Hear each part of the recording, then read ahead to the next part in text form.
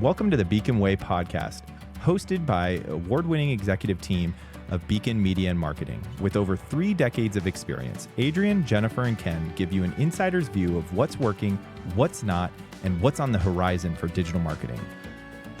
Grow your business today with the Beacon Way podcast.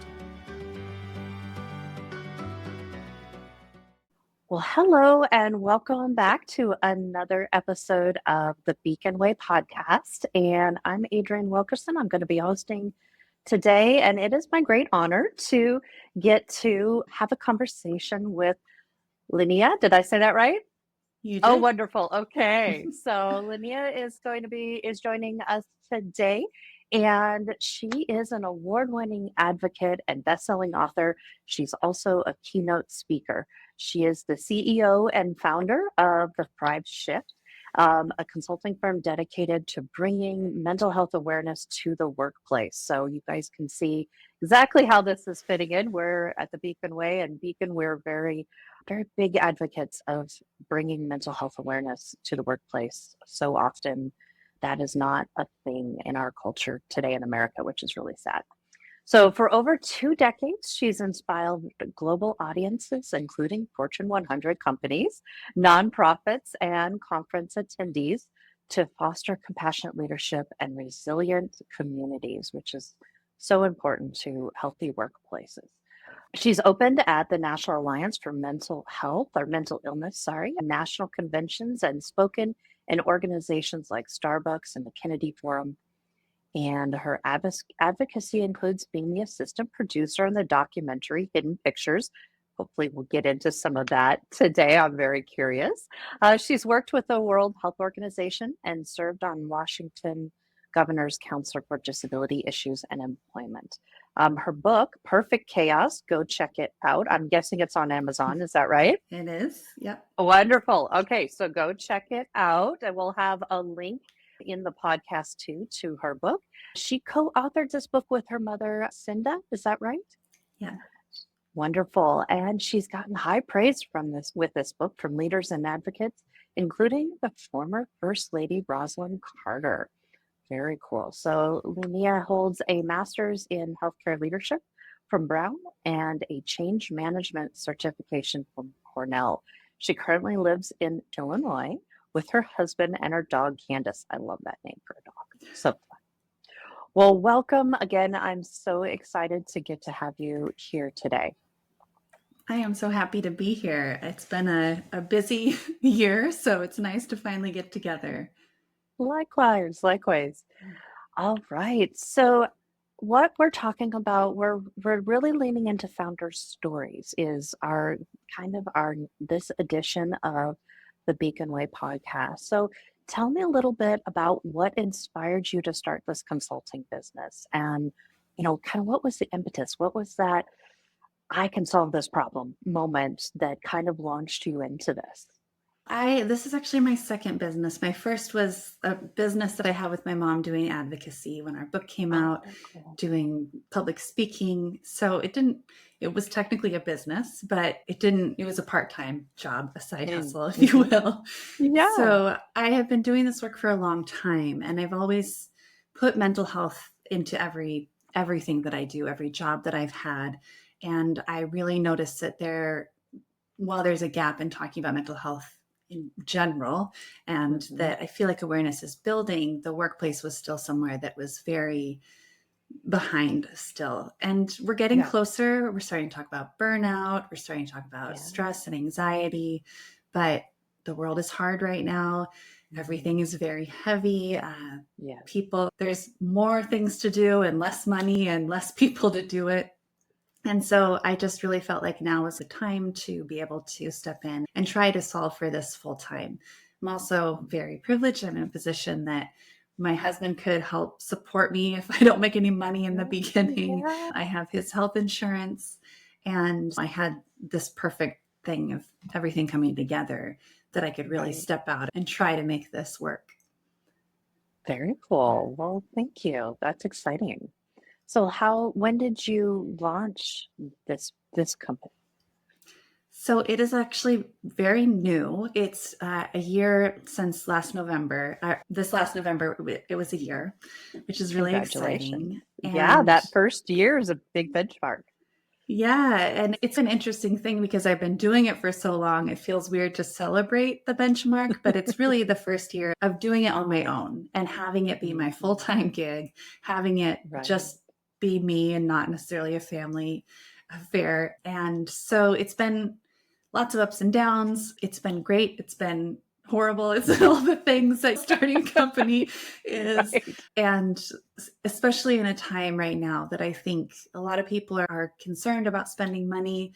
They're concerned about, they were trying to protect what they're working on and their company or their space. So for small businesses, I know folks are struggling and really everyone's needing extra support, but not necessarily feeling safe spending extra money on a consultant to come in and talk about mental health. Right. I could talk about that more, but that's definitely been one of the challenges that I've felt. Yeah. Yeah, let's definitely dig into that more because we both run small businesses. We both know there's always that push and pull between cash Mhm. flow and what we know we want to do. And I think it's interesting because as the owner of a marketing business, we fight that with marketing all the time. It's one of those often discretionary spends, which we would Mhm. say is never discretionary.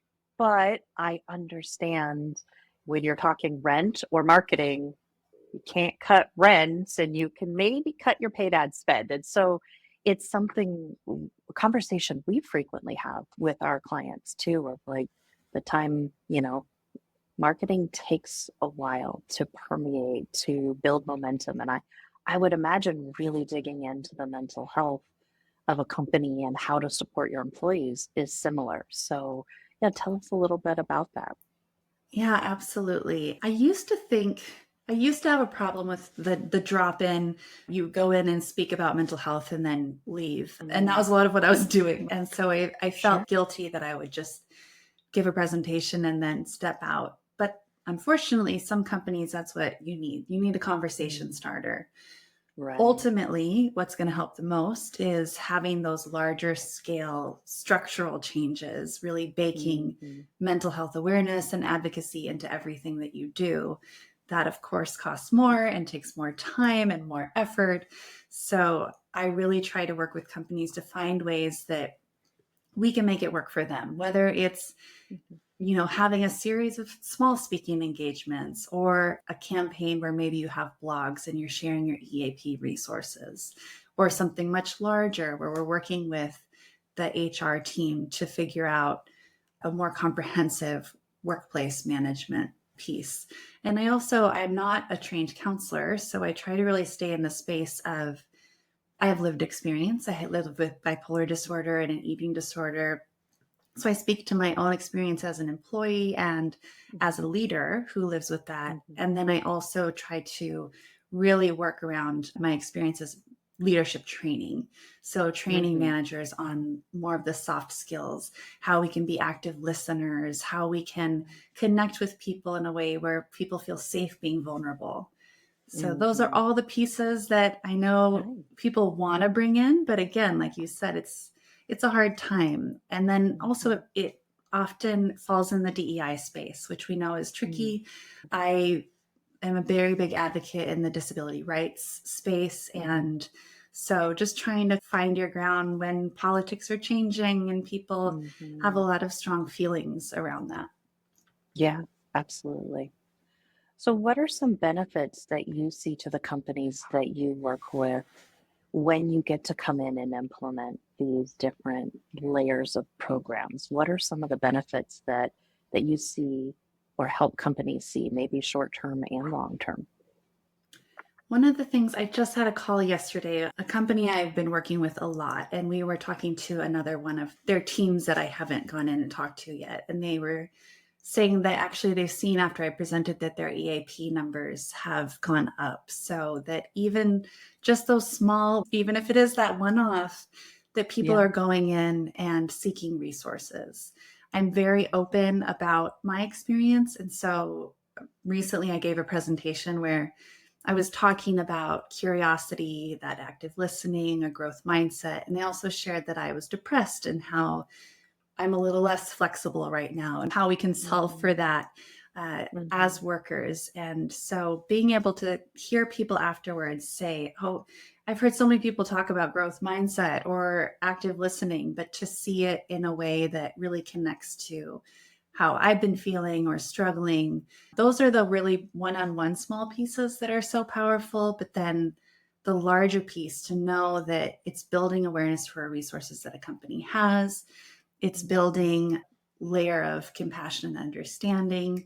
There's like the numbers that we can track, and then there's also just the personal stories that I hear, and it just makes all of it so worth it. Oh, I couldn't agree more. It's a beautiful thing to hear those stories. One thing I really appreciate about what you're sharing is just your vulnerability and your transparency around things that you struggle with.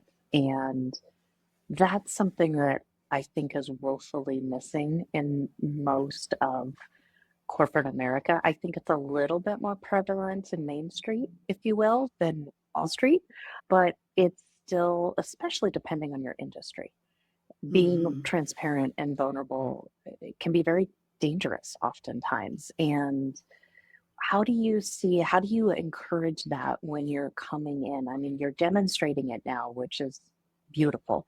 How do you help companies shift more toward transparency and open, honest communication? That is such a good question, and something I continue to try to solve for. Before starting this company, I was working with the American Disability Act National Network. And one of the things around accommodations in the US is that you have to disclose. So many people aren't disclosing their mental illness to get the resources and help they need because of that fear and that very legitimate concern that they could have repercussions. And especially I find at the leadership level, there really is a fear. I have heard of friends that have been let go from very high level positions. So I think it's one of those things that we're going to have to continue to build that vulnerability, talk about it, normalize it. I have really seen in the more general space that normalizing. When I started advocating, I was 20. I'm 39 now, and seeing the 20-year-olds today that are on TikTok so normally talking about mental health, that is very different than when I started. I was the only one. So I'm hoping we see that same progression as we begin to continue these conversations in the workplace and do that work that may feel like you're doing everything you can and screaming into the void. But I do know that it's chipping away, that every little conversation where we're vulnerable. One of the things that I talk about with managers and people that are really concerned about this is finding the people that they feel safe with and finding ways to normalize it in like a meeting with your staff. Or I work in change management. So as a leader, acknowledging this is scary for me too. And like a parent, you have to show, I feel like I have control of the situation enough that we can work together and we're safe, but not to pretend like it's not impacting you. That this is scary and it's okay to feel scared but we'll get it through it together. So allowing yourself to be vulnerable while still being a leader is possible. It's just, how do we figure that out? Yeah, I agree. I think it's one of the most challenging and yet one of the most rewarding things about being a leader and being able to start your own company. I know it's something that my co-founder Jennifer and I, when we were first starting Beacon, it was like, well, what do we want to build here? And the thing we kept coming back to is it's like we want to run a company that we want to show up and work at every day. So what does that mean for us, you know? And so we're both working moms. You know, her kids are all out of, you know, in college, and most of them out of the house. Mine's very closely following. He's 17 now, but like he was 4 when Jennifer and I merged companies. And, you know, one of the things that kept coming up was we want to be comfortable with the fact that we're working mothers.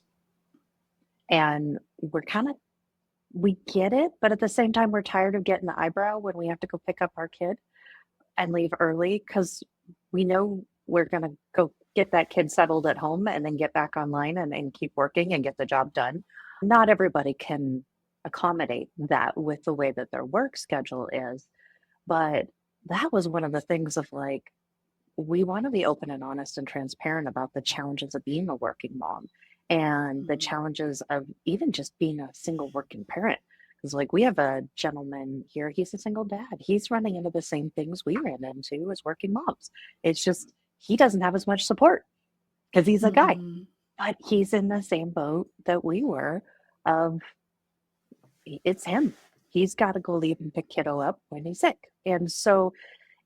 But being transparent about the weight that would carry, and even just being women in business, of going, there's got to be a way to be transparent and be a good leader, right? But how far is too far? Oversharing, undersharing, like that is like this.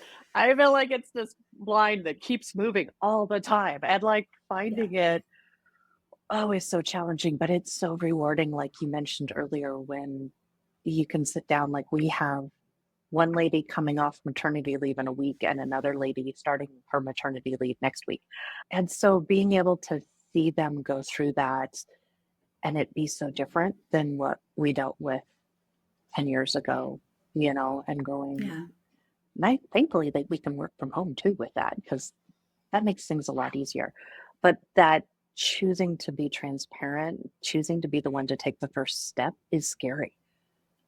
It's very so scary. Worthwhile. Yeah. Most of the time. It backfires every once in a while. Every once in a while, yeah. And I think it's your risk tolerance in some ways.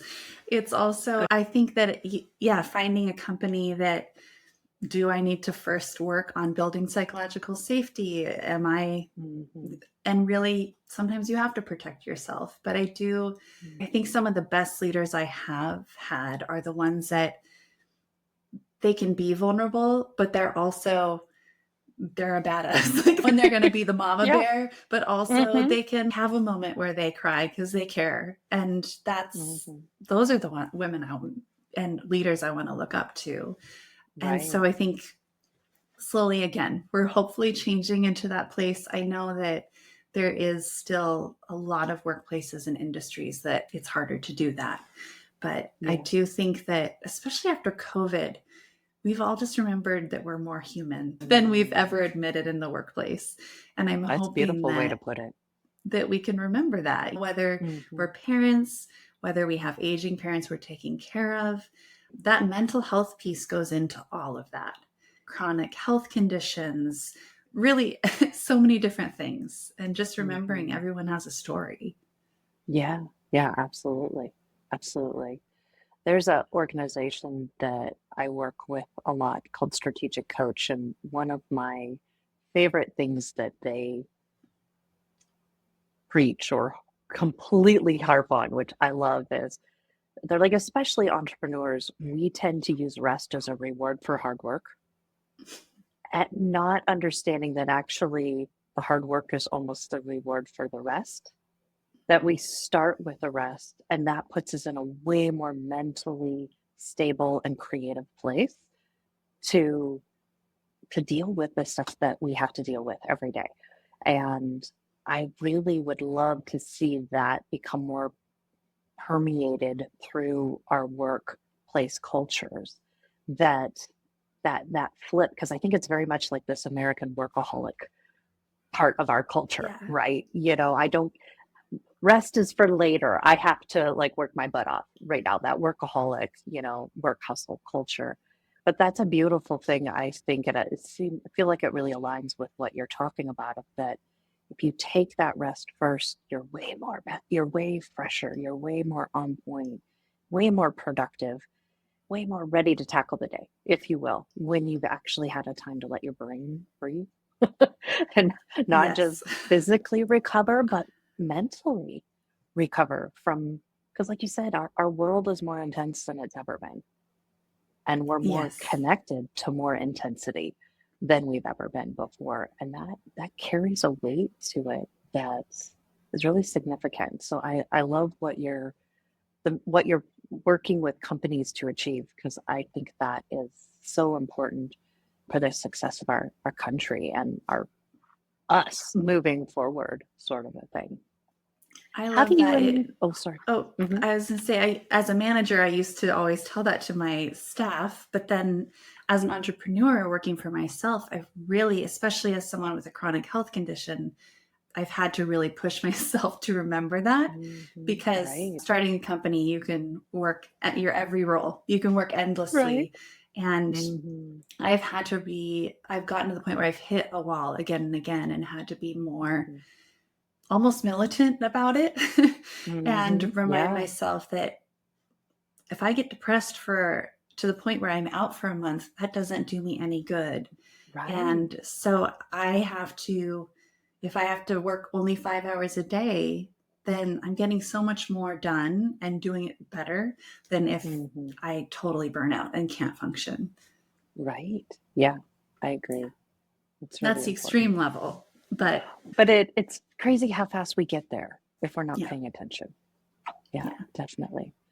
How do you encourage leaders or to both take some work life balance is typically the word. I like the word or phrase work life harmony because it's always a counterpoint, both sides. I don't think there's ever a perfect balance, but it feels like, Mhm. it's a harmony, it's a counterpoint to each other. But what are some ways that you encourage both leaders to exemplify it in their culture or people to explore work life harmony for themselves? I think that there are some little things that I suggest of taking lunches. Take a Right. lunch and let your Yeah. employees know, or scheduling meetings. If it's an hour, schedule at 45 minutes. If it's 30, Mm. schedule at 25 minutes. Build in time for breaks. There were times in my career where I couldn't even go to the restroom without someone being like, "Have you seen my email?" Right? I'm like, I can't even get a drink of water without finding ways that you can build in those little breaks throughout the day. And Yeah. as a leader, almost enforcing it. Like, we have to end the meeting now because it's lunchtime, or we have to end the meeting now because we need to take a walk and refresh our Mhm. brains. Because, like you said, if we are going all the time, we can't even be creative anymore because No. we start burning out. And I feel like our capacity, like we just get more of a brain fog than the ability to Mhm. function. So, Yeah. remembering, I think, helping people remember and know what happens if they don't take those steps. That's a Mhm. conversation that I always have with leaders. Mm. And then trying, what are the actionable things that you can take in the meantime? Right. And even things like packing your lunch, packing snacks, doing the little Mm. things. I have a little checklist that I've even created that if Right. your day is really busy, make sure you have a snack that you can bring to the meeting. Make sure you have your water bottle. Yeah. Yeah. It's little things like that, because sometimes we Mhm. can't step away and we can't Right. stop, but unfortunately we have to plan ahead, which feels like more work. But and then when you can take time, take your vacations, take that time Mhm. to, it's given to you for a reason. Take your sick leave if you need Right. it. Yeah. Right. Yeah. No, I really enjoy that. Thank you. Yeah, I think it's something that we forget a lot. And I know in some ways the remote work culture that kind of flared up during COVID, and some companies have embraced it more than others. I think there's pluses and minuses to that, but it's interesting how much if you're not intentional about these things, I think it bleeds in even more to, Mhm. that back and forth of eating lunch at your desk because it's in your house, or your Yeah. workstation is your kitchen table. And so, how do you kind of encourage the remote, or do you have any tips for kind of remote work life? Yeah. One of the things I'm excited about, I'm going to be doing a webinar coming up on tips and tools that you can use, tech that you can use to help with mental health, like Very assistive cool. technology or Hmm even scheduling. And I think when it comes to things like work from home, scheduling is huge. Set a Yes. timer, set an alarm to remind you to take that break or to take that lunch. Set an alarm for 5 o'clock, 6 o'clock when you want to end for the day, and sit and be serious about it. This is the time I'm going to stop. If you can't, then you can't. But if you are like, okay, what can I set aside for the morning? Make your to-do list at that time of these are the things that are stuck in my head so that you can go to sleep at night and say, I'll get back to them in the morning. Have a way to step away from your desk. And sometimes you can't, it's your kitchen table, but maybe put your work stuff in a certain place at night. Step away from, luckily I have an office. I can shut the door and not go back into it.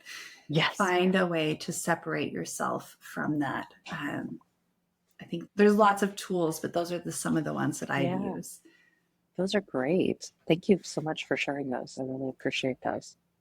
So as you've been building your second company over the last year and a half or so, what are some of the resources that you have found really helpful in pulling all the pieces together? Like you said, us entrepreneurs wear every hat, especially in the beginning. But what are some resources? What are some things that maybe you did differently the second time around, Ethan? One of the things that has been very helpful is the Small Business Bureau.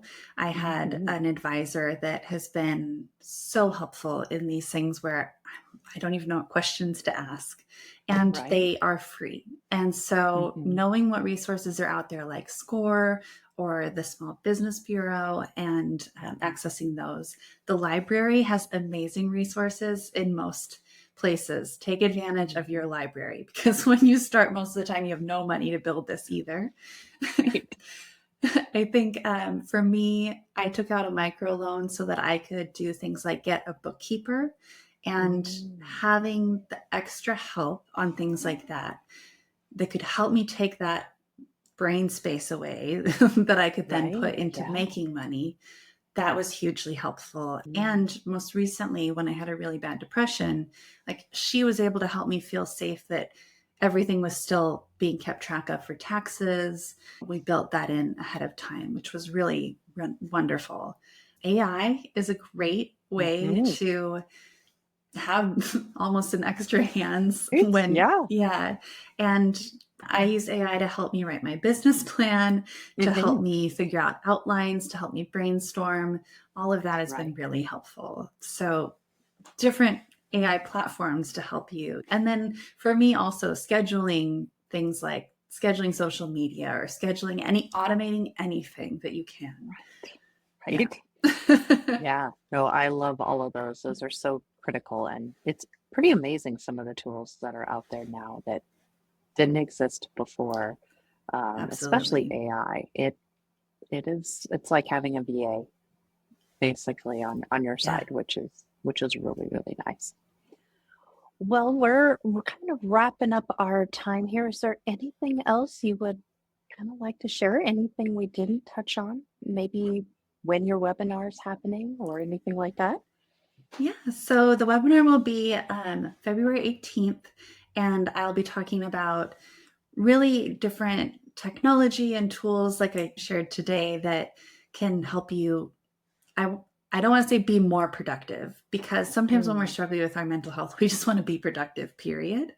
So that can help us be productive and function. I am just putting up the waitlist email on my website today, so you can sign up there at lineajohnson.com, and I will put it on all my social media as well, so you can find it there also. Wonderful. Well, this one should come out right before then, so we'll make sure we get all your links connected in for your book and your webinar and all of that. And so thank you so much for taking the time today to share with me kind of what you're doing and how you got into it. And it's really exciting what you're doing for small businesses. And we're really excited to marketing kind of, we work mostly with mental health. So being able to bring in people like you that are kind of adjacent and helping businesses really understand how important it is to have a good psychological safety space in their business, and really encourage open and honest conversations around workplace mental, physical, emotional health. It's really important. So thank you again for joining us today. It was great to talk to you. Thank you, Adrienne. Thank you. All right. Well, thank you everybody for joining us on the Beacon Way podcast, and we hope you'll join us again next week. You have been listening to the Beacon Way podcast. Make sure to join us for new episodes every week. Don't forget to like, share, and subscribe to the Beacon Way on Apple Podcasts, Spotify, or wherever you listen to podcasts.